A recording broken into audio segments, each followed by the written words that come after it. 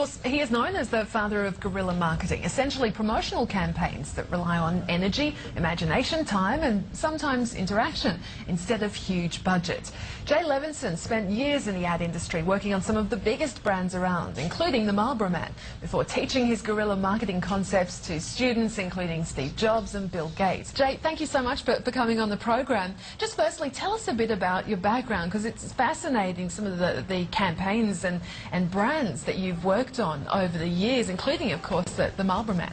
Well, I was lucky enough to be employed by advertising agencies that had these high-profile companies, many of which started as little two-man operations in a garage, but they became large companies.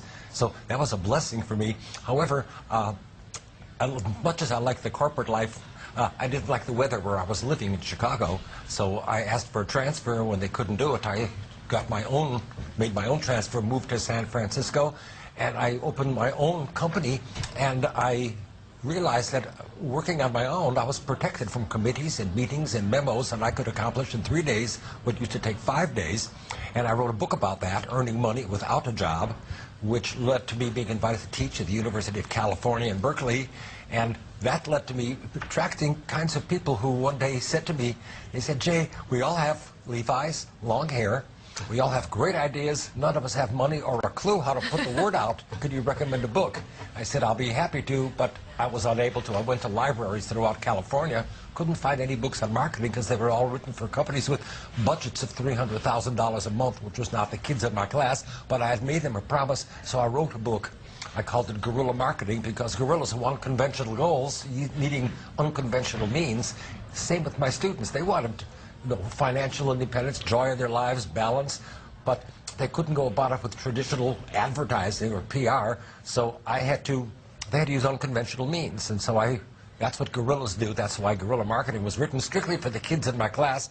Never knew that the book would take on a life of its own and sell 21 million copies, be translated into 62 languages, which means you're talking to a man who does not understand 61 editions of his own book.